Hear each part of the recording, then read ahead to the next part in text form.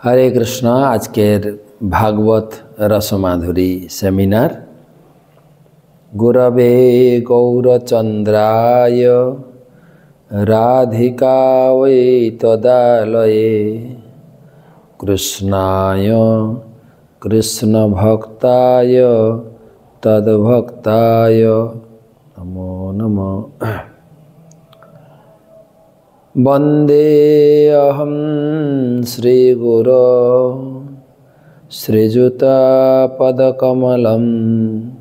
श्रीगुरुन् वैष्णवांश्च श्रीरूपं साग्रजातं सहगण रघुनाथान्वितं तं सजीवं साद्वैतं सावधूतं परिजन सहितं कृष्ण चैतन्य देवं श्रीराधा कृष्ण पादं सहगण ललिता श्री विशाखान्वितांश्च नमो ओं विष्णुपादाय कृष्णप्रेष्ठाय भूतले श्रीमते भक्ति वेदांत स्वामी निति नामिने नमस्ते सारस्वते देवे गौरवाणी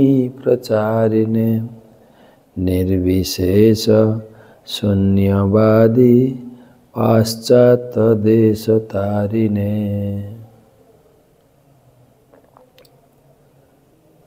जय श्री कृष्ण चैतन्य प्रभु नित्यानंद श्री अद्वैत गदाधर श्रीवासादि श्री गौर भक्तबिंद। हरे कृष्ण कृष्ण कृष्ण हरे हरे हरे राम राम राम हरे हरे। ओं नमो भगवते वासुदेवाय ओं नमो भगवते वासुदेवाय ओं नमो भगवते वासुदेवाय। नारायणं नमस्कृत्य नरं चैव नरोत्तमं देवीं सरस्वतीं व्यासं ततो जयमुदीरये।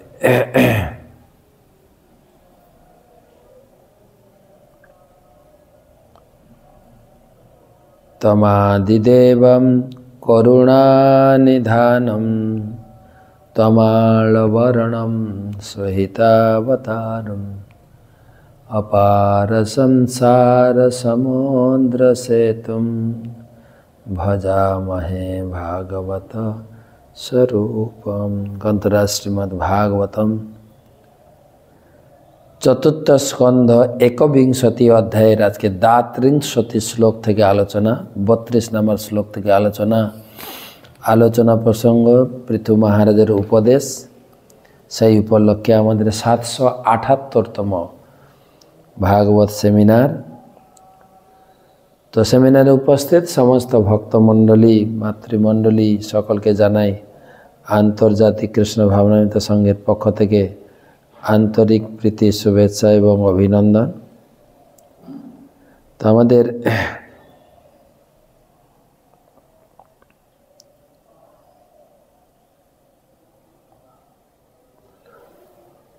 सर्वप्रथम आमी आमार गुरुपाद पद्म ध्यानपूर्वक तार चरणे पुष्पांजलि अर्पण करी।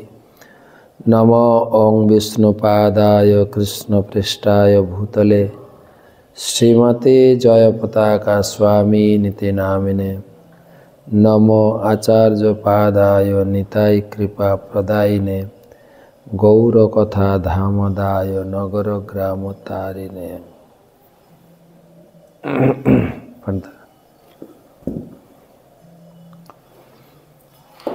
भागवत महत्व न गंगा न गया काशी प्रयोगम शोक शास्त्र कथायस सम।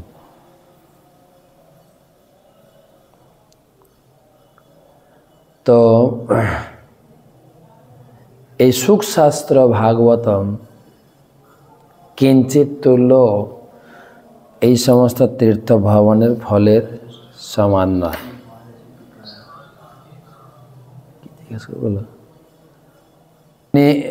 তাহলে আলোচনা শুরু করি 32 নম্বর শ্লোক থেকে। বিনির্ধুতা শেষ মনোমলোপমা ন সঙ্গ বিজ্ঞান বিশেষ বীর্যবান যদঙ্ঘ্রিমূলে কৃতকৃতে কেতন পুনর নাম সংস্মৃতিম ক্লেশবহাম প্রপদ্যতে। শেষ মনোমলহপুমা ন সঙ্গ বিজ্ঞান বিশেষ বীর্যবান যদঙ্ঘ্রিমূলে কৃতকৃতন পুনর ন সংস্মৃতিম ক্লেশবহাম প্রপদ্যতে।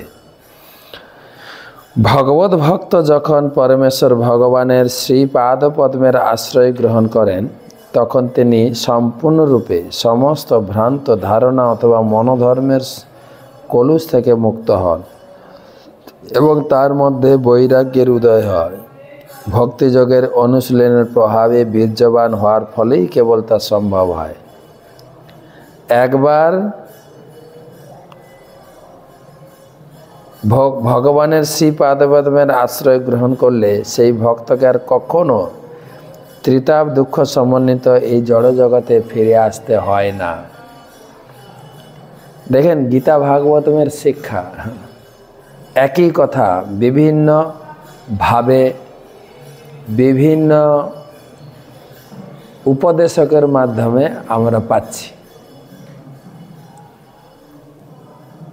গীতায়ও ভগবান বলেছেন মামুপেত্য পুনর্জন্ম দুঃখালয়ম অশাশ্বতম নাপ্নুবন্তি মহাত্মনঃ সংসিদ্ধিম পরমম গতঃ। আমাকে প্রাপ্ত হলে তোমাকে আর এই দুঃখপূর্ণ জড় জগতে আসতে হয় না।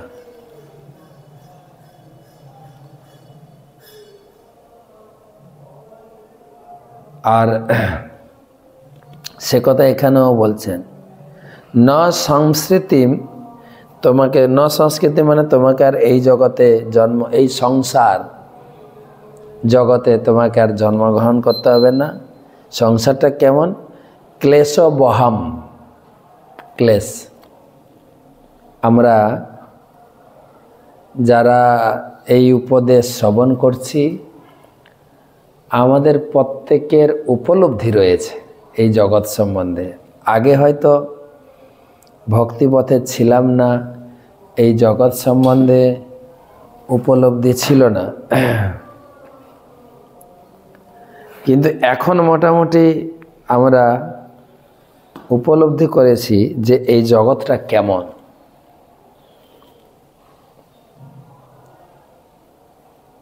যেরকম একজন পাগল সে উপলব্ধি করতে পারে না যে আমি পাগল। এই জড়জগতে প্রতি পদক্ষেপে দুঃখ, দুঃখ নিয়ে তো আমরা জন্মগ্রহণ করেছি। আগেকার দিনে মায়েদের স্বাভাবিক প্রসব হতো, শিশু জন্মগ্রহণ করত, সেক্ষেত্রে মায়েরও প্রচণ্ড যন্ত্রণা, যেটাকে বলে প্রসব যন্ত্রণা, আর যিনি জন্মগ্রহণ করে শিশুরও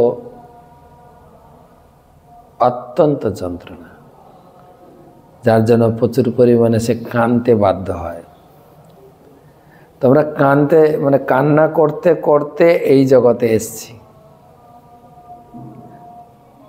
আর শিশু অবস্থা করেছে কান্না, পড়াশোনাটাও একটা কান্না, চাকরি পাওয়াটা, সংসার জীবন, প্রতি পদক্ষেপে এই মত অবস্থায় এটাও আমাদের ব্যবহারিক জীবনে দেখেছি। এমনকি রোগী হসপিটালে আছে, ডেথ বেডে শুয়ে আছে, দাদা কেমন আছেন, বৌদি কেমন আছেন, না রে ভালো আছি।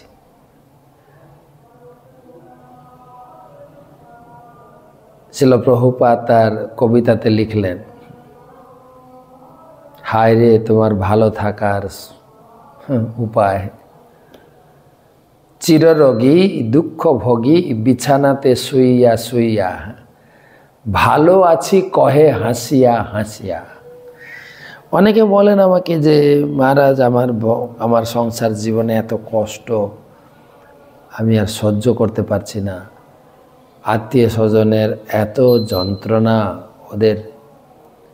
ওদের এত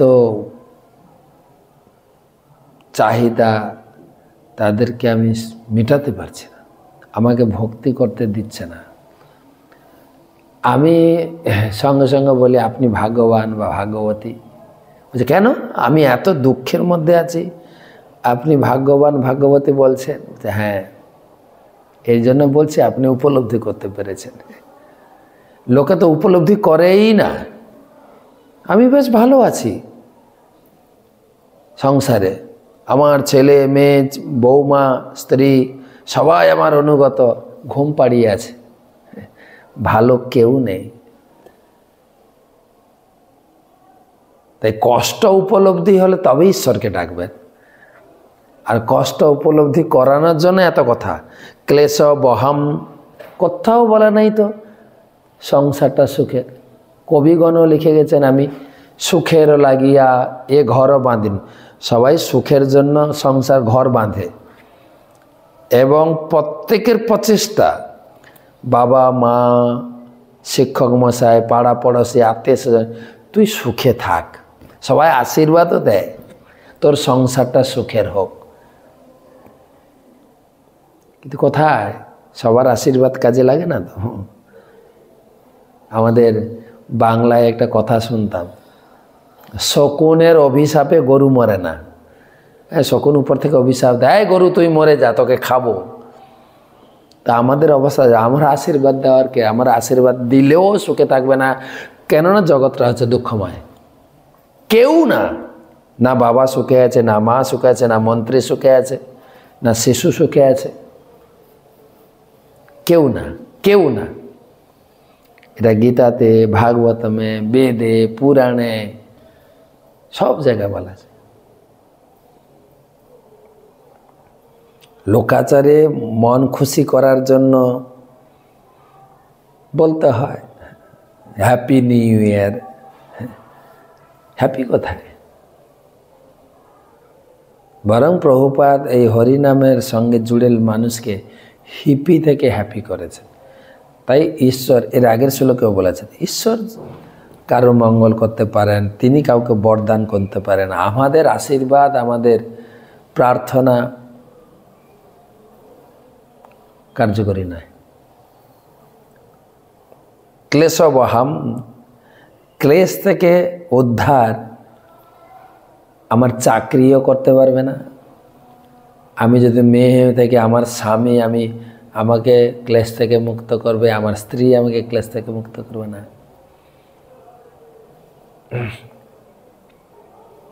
কামাসক্ত হয়ে নতুন নতুন গান রচনা করে মনোরঞ্জনপূর্বক কিছু বলতে পারি, চিরদিন আমি তোমার পাশে আছি, বা কেউ বলে হয়তো তোমাকে না পেলে আমি কী করে সুখী হব, তাকে পেলেও আপনি সুখী হবেন না, হয়ও না, হচ্ছেও না, আর হবেও না। ক্লেশবহম,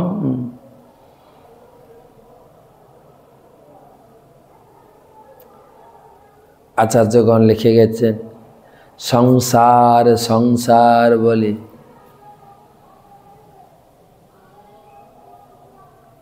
ঘটিল জঞ্জাল কিছু। হ্যাঁ, এই সংসারে শুধু জঞ্জাল। তা আমরা এইগুলো উপলব্ধি করতে লাগবে। তাই পৃথু মহারাজ প্রজাদের বলছেন যে এই সংসার যন্ত্রণা থেকে মুক্তির একমাত্র উপায় হচ্ছে নির্ধূত অশেষ অমলোপমা নসঙ্গ বিজ্ঞান বিশেষ বীর্যবান। বিজ্ঞানসম্মতভাবে, এটা আমি ভাবাবেগের কথা বলছি না, আপনারা আমার কথা ভালো করে বুঝুন। সব দিক বিচার করে আমি শাস্ত্রের নিষ্কলুষ সার কথা আমি বলতে চাইছি। কেবল যদংঘ্রি মূলে কৃতকৃতেন পুনর ন সংস্কৃতে ক্লেশবহ। কেবল যদংঘ্রি মূলে, যত অঙ্ঘ্রি, অঙ্ঘ্রি মানে পাদপদ্ম, যার পাদপদ্মে আশ্রয় গ্রহণ করলে সুখ সমাপ্তি, সুখের সমাপ্তি। আমার গুরুদেব প্রায় একটা কবিতা তিনি মুখস্থ করে সরলভাবে বলেন প্রত্যেকটা ক্লাসে। জীব কৃষ্ণ দাস এই বিশ্বাস করলে তো আর দুঃখ নাই। যতঘ্রি মূলে, ভগবানের চরণে এসে গেলে দুঃখ সমাপ্ত। আপনি বলুন আমরা তো ভগবানের ভজনা করছি, আমাদের দুঃখ সমাপ্ত হচ্ছে না তো? না, দুঃখ কোনটা সেটাও উপলব্ধি করতে হবে। পদ্মপত্র ইমাম্বসা পঞ্চমাধ্যায় গীতায় বলছেন,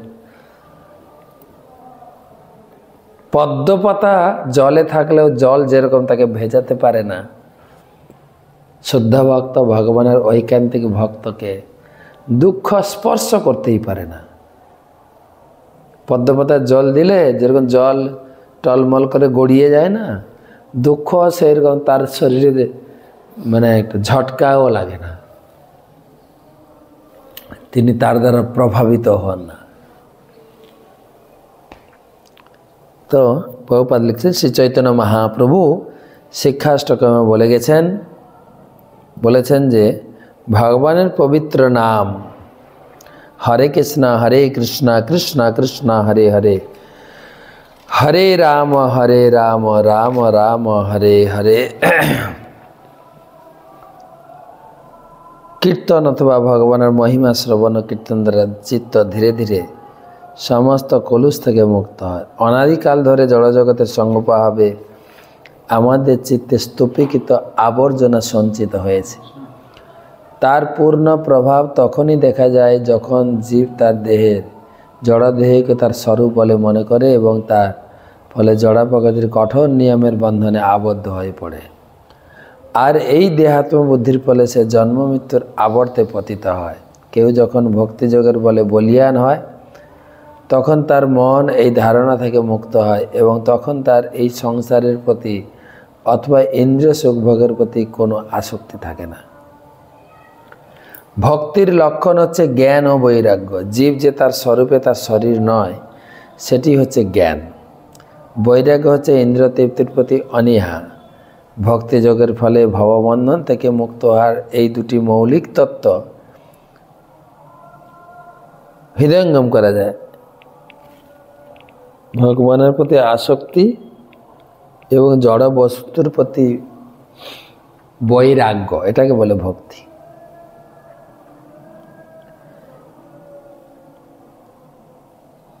এইভাবে ভক্ত যখন ভগবানের শ্রীপাদপদ্মে প্রেমময়ী সেবায় স্থির হন, তখন তার দেহত্যাগের পর এই জড়জগতে আর ফিরে আসতে হয় না।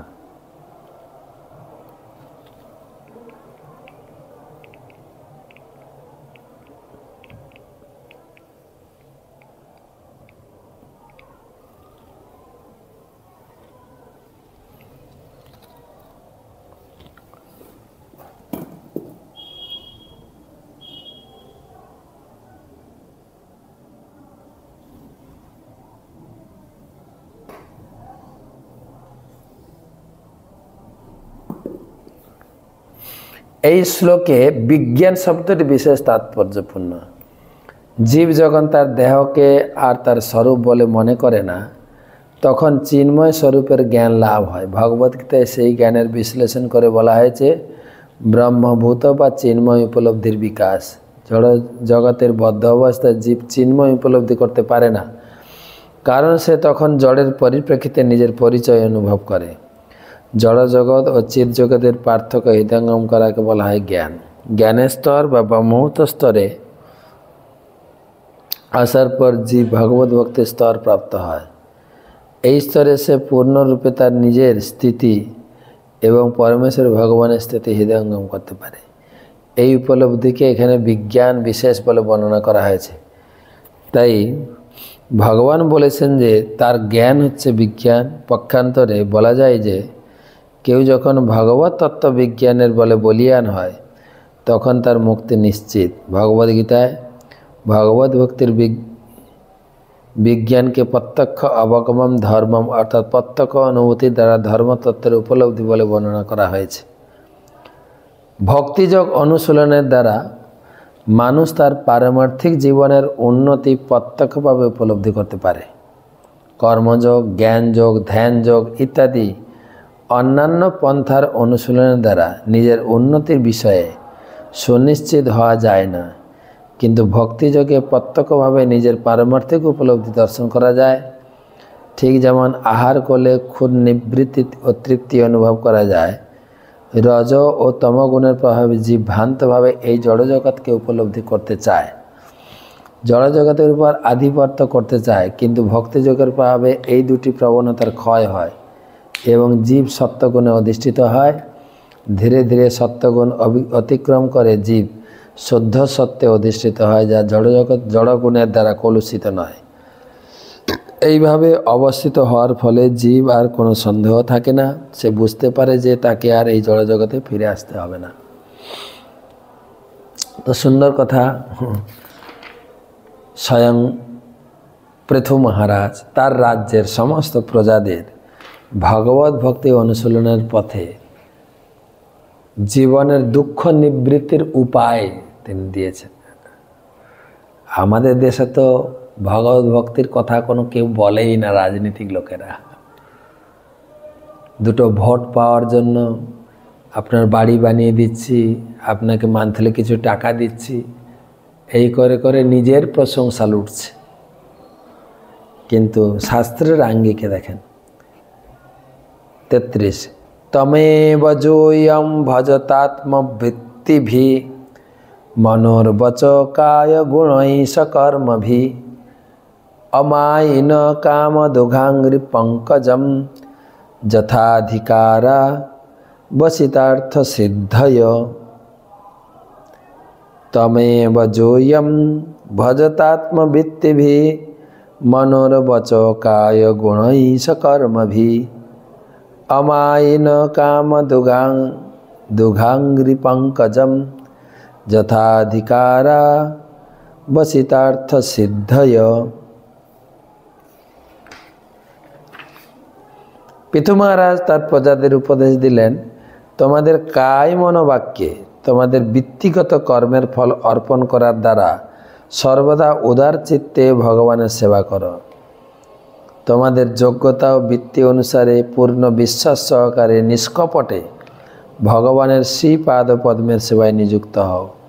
তাহলে তোমাদের জীবনের চরম উদ্দেশ্য সাধনে তোমরা সফল হবে।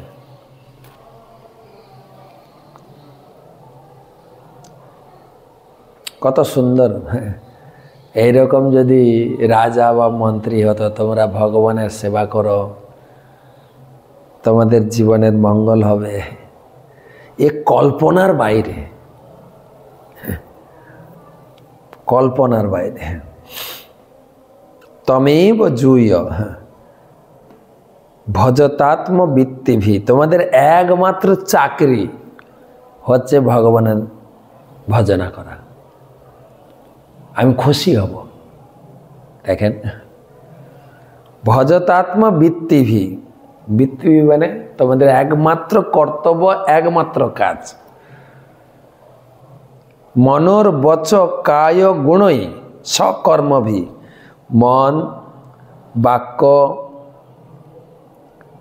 এবং কায়, কায় মানে শরীর, গুণই, গুণই মানে হচ্ছে যোগ্যতা। যার যা যোগ্যতা আছে, এমন নয় যে ভগবানের ভজন মানে শুধু নাম জপ আর ভগবানের সেবা পূজা না। হনুমান ভগবানের ভক্ত ছিলেন। যখন দরকার খঞ্জনি নিয়ে যায় রাম, শ্রী রাম জয় জয় রাম, রঘুপতি রাঘব রাজা রাম, খঞ্জনি নিয়ে কীর্তন করেছেন, আবার যখন দরকার গদা নিয়ে বড় বড় কি বলে লঙ্কার সেই রাজপ্রাসাদকে ভেঙে গুড়িয়ে দিয়েছে, লঙ্কার রাজপ্রাসাদে আগুন লাগিয়েছে। বৃত্তিভি, বৃত্তিভি মানে আছে তোমার যোগ্যতা। কে কম্পিউটার জানে?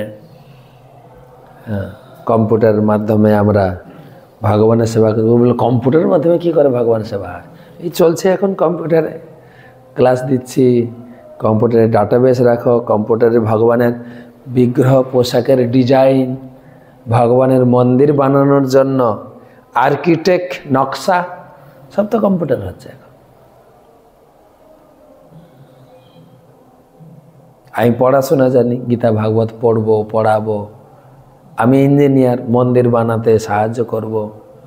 আমি ডক্টর, মন্দিরে বা আমাদের ভক্তদের যেখানে সুস্থ অসুস্থতা তার পাশে থেকে তার সেবা করব।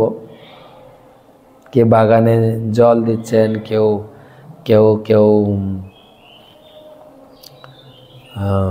মালি করে জল দিয়ে ফুল তুলছেন, সবজি চাষ করছেন মাঠে, কেউ নাঙ্গল করছেন, কেউ ড্রেন পরিষ্কার করছেন, কেউ মন্দির পরিষ্কার করছেন, কেউ বা ভগবানের সিঙ্গার করছেন, কেউ যে রান্নার এক্সপার্ট।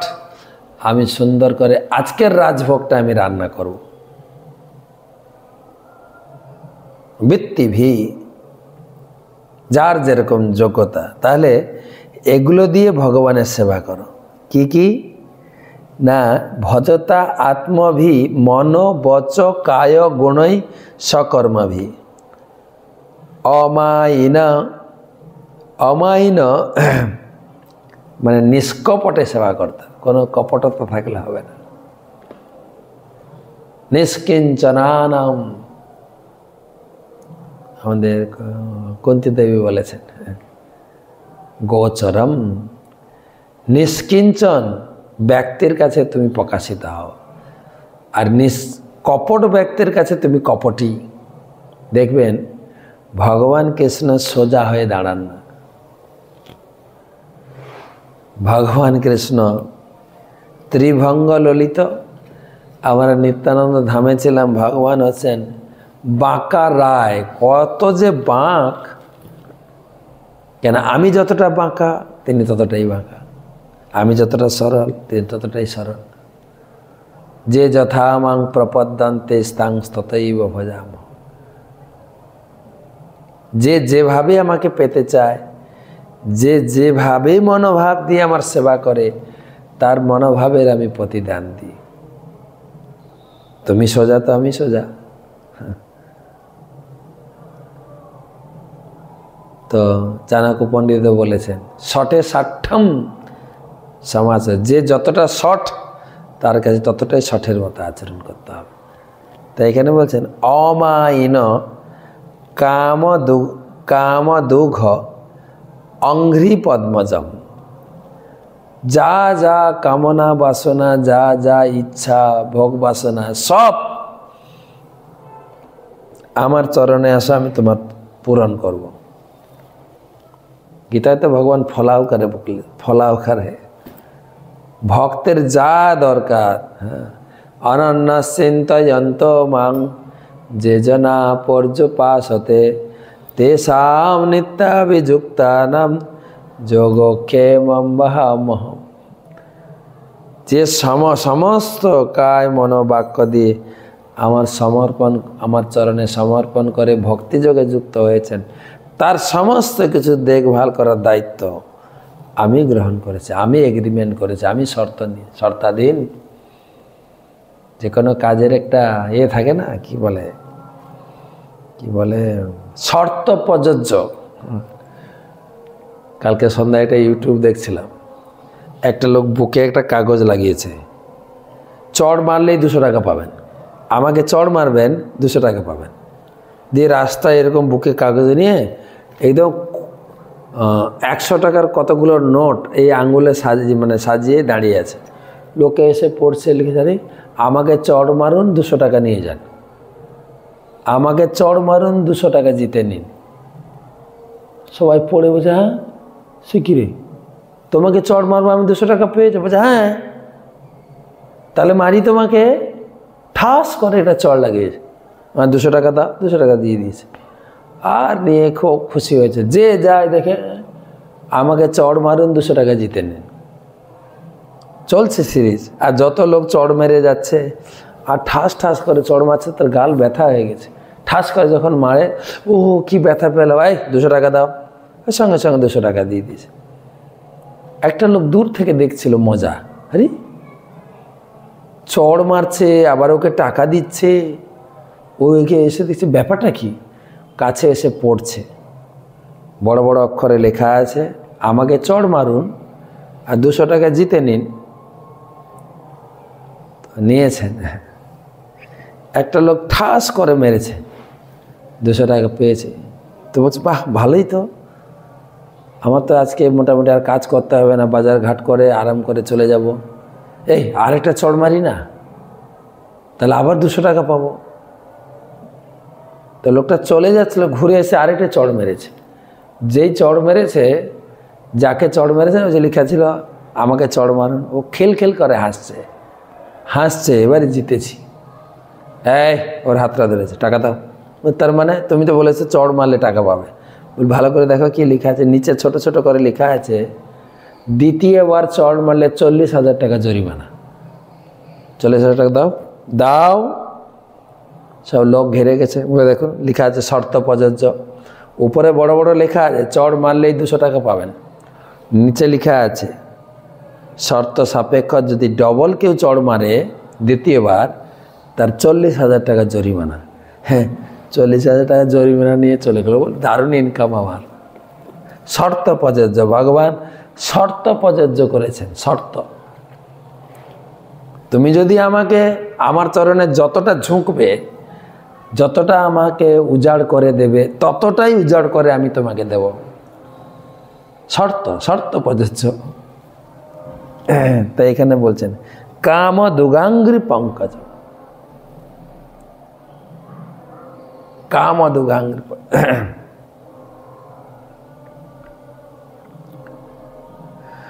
যথাধিকারা বসিতার্থ সিদ্ধায়। তার অধিকার অনুযায়ী, তার যোগ্যতা অনুযায়ী আমি তাকে ততটাই দেব।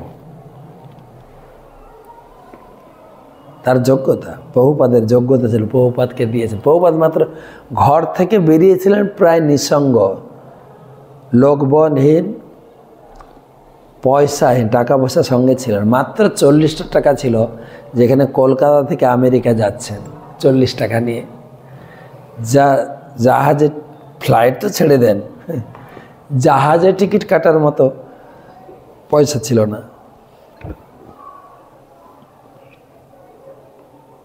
কিন্তু ভগবান কৃষ্ণ তাকে দিয়েছেন বিশাল বিশাল মন্দির, টাকা পয়সা। লোকে এখন বলে ইস্কনের আর অভাব কিসের।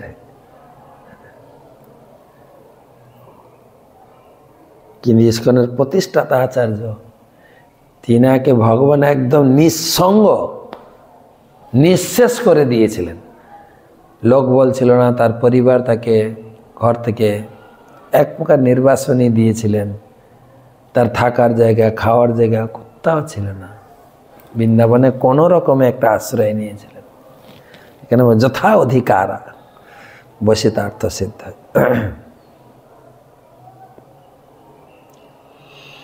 সিদ্ধয়, সে সিদ্ধি লাভ করবে। আমারও তো এক প্রকার সিদ্ধি লাভ করছি, আমি অনেকবার বলেছি। হ্যাঁ, এই লোকে সাধারণত বলে ভক্তি জীবনে এলে নিরামিষ খেতে হবে, এটা ওটা অনেক রেস্ট্রিকশন, অত বাবা পারবো না। কিন্তু যারা আমরা ভক্তি জীবনে রয়েছে উল্টো, এত খাবার খাওয়া যায় নাকি, এত খাবার। ঘরে তো থাকলে মাছ মাংস ওই বাঙালি একটু খানা খেতাম। এখন নিরামিষ খান্নার যে খাবার যে ভারী ভরি, বাঙালিপনা, south Indian, north Indian, west Indian, Chinese, Italian, এই এত খাবার খেতে খেতে লোভ লালসা বৃদ্ধি পেয়েছে। ধীরে ধীরে দেখা যায় যে অনিয়ন্ত্রিত ভোজন করার ফলে শরীরে বিভিন্ন প্রকার রোগ ব্যাধি, রোগ তো ধরবেই, সে প্রসাদ খাই আমরা বা মাছ মাংস খাই, যদি অনিয়ন্ত্রিত জীবনে, কেন গীতায় ভগবান বলেছেন যুক্ত আহার বিহারাস্য যুক্ত চেষ্টাস্য কর্মস্য, যুক্ত আহারটা ব্যালেন্স, যতটুকু শরীরে দরকার, না আমি ওভার ইটিং করবো, তো কি হয় রোগ ব্যাধি, বিশেষ করে সুগার, ডায়াবেটিস, তখন ডাক্তার নির্দেশ দেয় আপনি তেল মশলা বাদ দিয়ে সিদ্ধ খান। সে সিদ্ধ হয়ে কথাটা এলো, আমরা এখন ভোজনে সিদ্ধ হয়েছি, এখন সবাইকে সিদ্ধ খেতে হচ্ছে। প্রায় লোক দেখবেন এই সাদা সিধে খাবার খাই, আর মশলাদার খেতে পারি না। খেতে পারি না, না আপনাকে খেতে নিষেধ করা হয়েছে, আপনার জন্য রেস্ট্রিকশন, মানে আপনি সিদ্ধি লাভ করেছেন কিসে, খাবারে, সেই জন্য আপনি এখন সিদ্ধ খাবেন।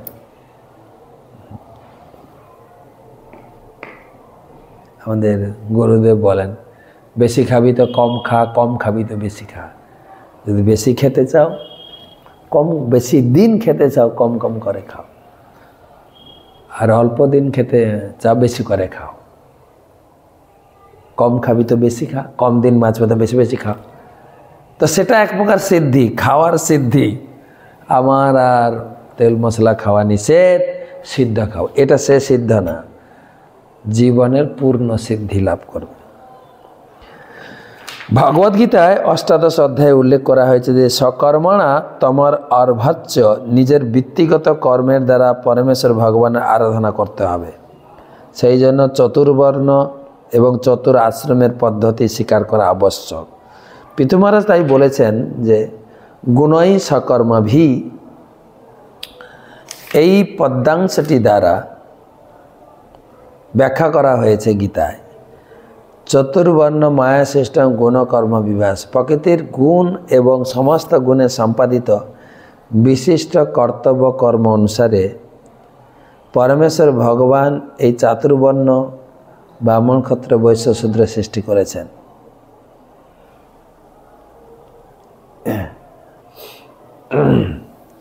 সত্যগুণে অধিষ্ঠিত যে ব্যক্তি, তিনি নিশ্চিতভাবে অন্যদের থেকে অধিকতর বুদ্ধিমান।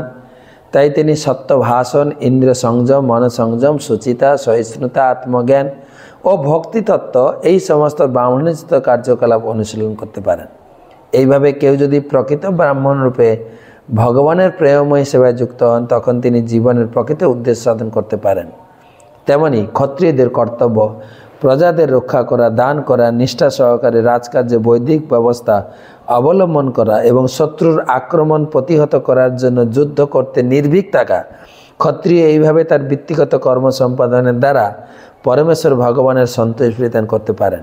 তেমনি বৈশ্য তার বৃত্তি সম্পাদনের দ্বারা খাদ্যশস্য উৎপাদন করে, গো রক্ষা করে।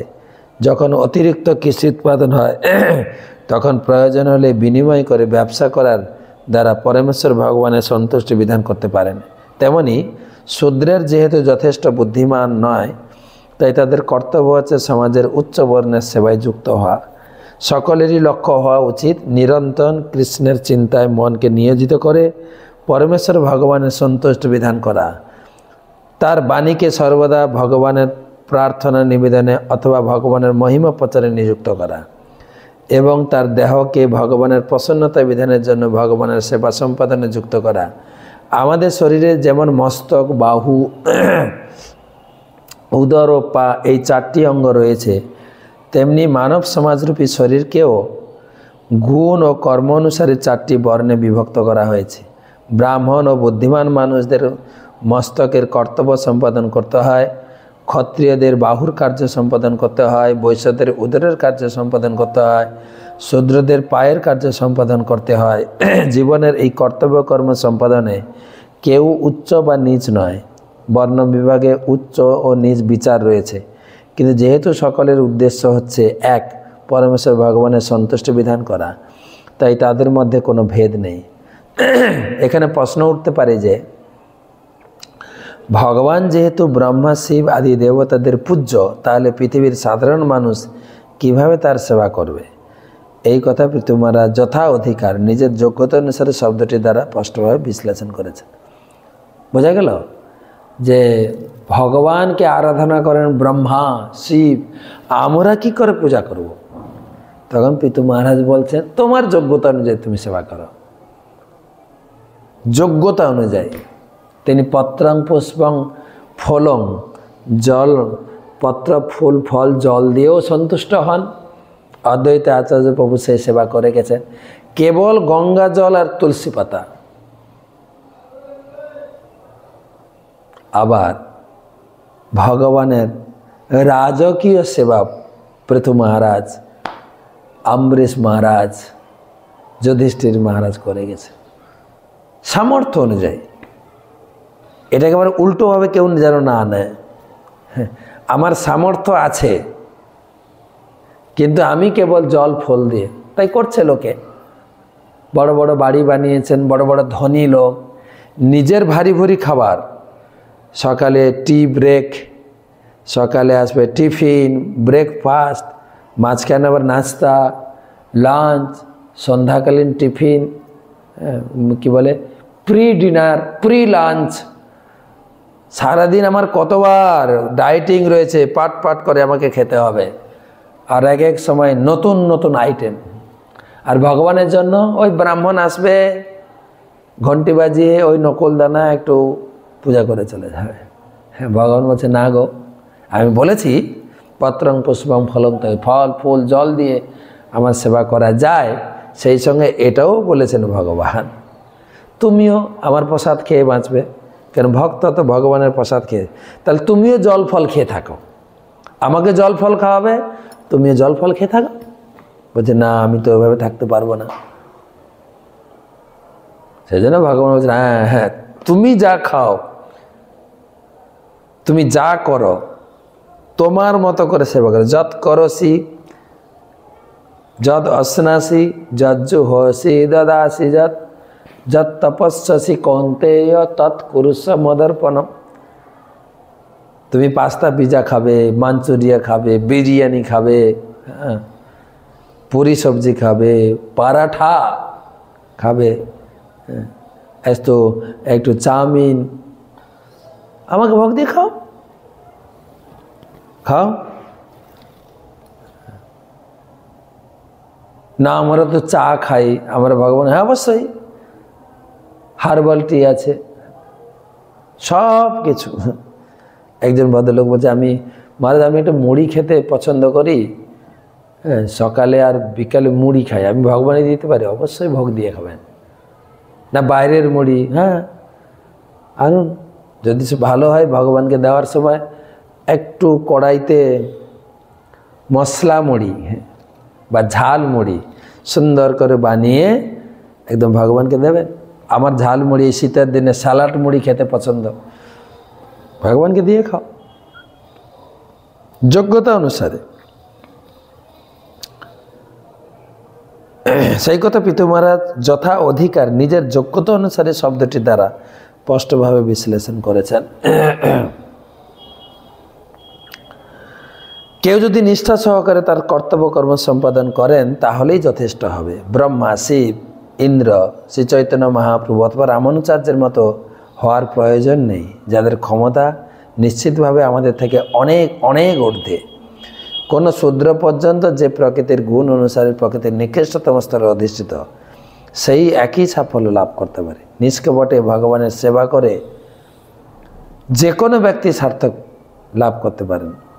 এখানে বিশ্লেষণ করা হয়েছে যে সরল ও উদার হওয়া অবশ্য কর্তব্য। ভগবত ভক্তিতে সাফল্য লাভের জন্য জীবনের নিম্ন স্তরে স্থিত হওয়া কোনো অযোগ্যতা নয়।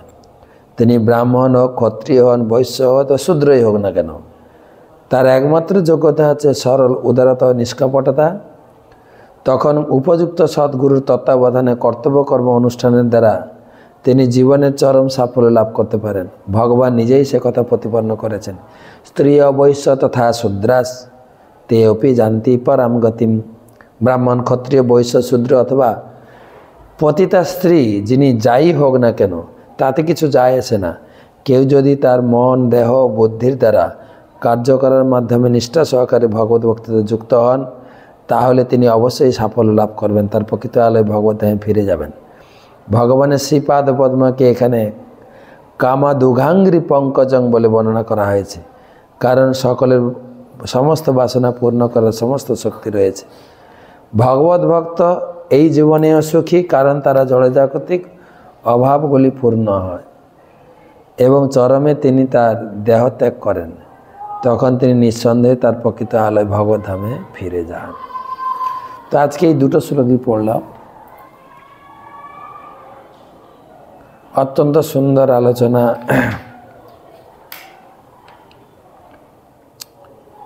কালকে আমরা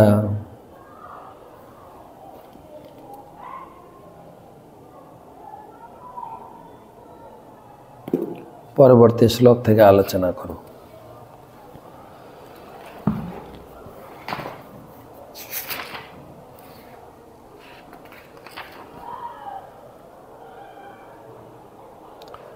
গীতা দানের ভাগ্যবান ভাগ্যবতী ব্যক্তিগণ সাক্ষী জসওয়াল লখনৌ থেকে 3টি গীতা, অবিনাশ পাল বর্ধমান থেকে 108টি গীতা, অঙ্কিত কুমার পারিক 108টি গীতা দুবাই থেকে, মালিনী মমতাবতী দেবী দাসী 2টো গীতা উড়িষ্যা থেকে, ব্রজনাথ গৌরদাস 13টি গীতা অন্ধ্রপ্রদেশ থেকে, সুরেশ্বর শ্রীনিবাস দাস আমেরিকা থেকে 51টি গীতা, রীতা দেব আসাম থেকে 1টি গীতা, ধামেশ্বরী লক্ষ্মীপ্রিয়া মাতাজি 52টি গীতা, মনোহর গৌর দাসের পক্ষ থেকে রণনিক ব্রতজ্ঞান 5টি, প্রকাশ আগর 5টি, অমিত সলরিয়া 11টি, মনীষ ভাটিয়া 11টি, কৃষ্ণাবি ভাটিয়া 11টি, মনীষ যোশী 11টি, বিনোদ নারায়ণ দাস বাংলাদেশ থেকে তিনি তার পক্ষ থেকে সব ভক্তরা মিলে 204টি গীতা রাম মন্দিরের জন্য পাঠিয়েছেন।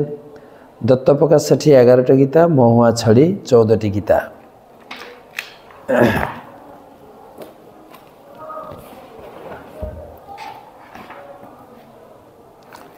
তারপরে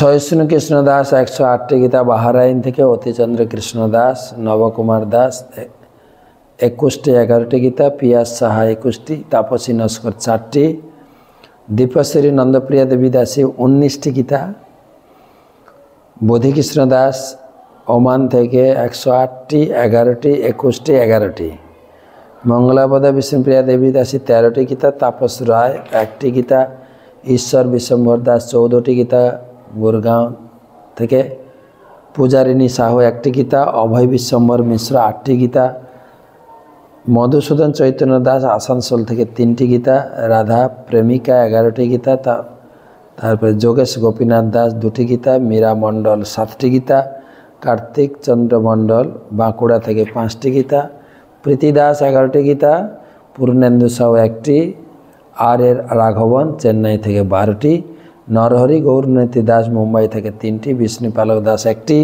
পরমেশ্বর পার্থসারথী দাস কলকাতা থেকে 21টি, সাত্বিক মজুমদার 21টি, মাধুরী মমতাময়ী দেবী দাসী 108টি মুম্বাই থেকে, হিজ হোলিনেস ভক্তি রসায়ন সাগর স্বামী মহারাজ 108টি গীতা, শান্তরূপা নিমাই দাস 11টি গীতা, সুপ্রীতি শ্রীদেবী দাসী 7টি, অভয় গৌর হরিদাস 11টি, অনুপ কুমার গুপ্তা 4টি, চন্দন হালদার 1টি, চিন্ময়ী ব্রজপ্রিয়া দেবী দাসী 51টি, মৃত্যুঞ্জয় মণ্ডল 1টি, কৃপাবতী সচিমাতা দেবী দাসী 178টি, শঙ্খপাণী নরসিংহ দাস 4টি, মহেশ অদ্বৈত দাস 108টি, মন্টু বাগ 2টি, নারায়ণ ভৌমিক 21টি, আনন্দিনী কলাবতী দেবী দাসী 6টি, জ্যোতির্ময়ী মজুমদার 108টি, রিনা হাজরা 1টি, রঙ্গময় রামকৃষ্ণ দাস 51টি, গুণপ্রিয় গোপী দেবী দাসী 2টি, জয়রাশেশ্বরী দেবী দাসী 108টি, সোনালী খাটুয়া 1টি, রূপা সেনগুপ্তা 1টি, मंगला भक्ति देवी दासी, मोहन आनंद दास 21टी, जटिला राधिका देवी दासी 21टी, कमलाक्ष चैतन्य दास 21टी मुंबई থেকে, नारायण भौमिक 21टी 24 परगना থেকে, इंदुलेखा करुणा देवी दासी 11टी गीता 51टी स्मॉल बुक, कृपातीता देवी दासी 22टी, पली घोषाल 1टी, अमित बाग 15टी हुगली থেকে, शिखा मंडल 2टी, पूर्णिमा गोस्वामी 1टी, पूर्णिमा रासमणि ललिता देवी दासी 4टी, सुविलासी माधवी देवी दासी 51टी, सुदीप्ता श्री 1टी, कार्तिक चंद्र मंडल 2टी, मोहनरूप गौरदास 108टी, टी.एम. चंद्रशेखर 26टी, राजेंद्र चैतन्य दास 108टी, उमा दे 2टी, मनोरंजन नित्यानंद दास 1टी, माधवकांत दास 200टी गीता গ্যাংটক থেকে, प्रियंका किट 2टी, कृष्ण कुमार 12टी, अक्षय कौर सुंदर दास 26टी, सत्यभानु दास 108टी, अनिमा दास 11टी, विजय गुप्ता 51टी। এই পর্যন্ত। তো সবাইকে কৃতজ্ঞতা জানাই যারা যারা গীতা দান করেছেন, কৃতজ্ঞতা পাশে আবদ্ধ। বছরের প্রথমে ভগবানের চরণে আপনাদের পূর্ণ ভক্তি, পূর্ণ সুরক্ষা এবং পরিবার সহ আনন্দময় জীবন প্রার্থনা করি। সেই উদ্দেশ্যে ভগবানের উদ্দেশ্যে আমরা প্রার্থনা করি, হরে কৃষ্ণ কৃষ্ণ কৃষ্ণ হরে হরে, হরে রাম রাম রাম। শুভরাত্রি।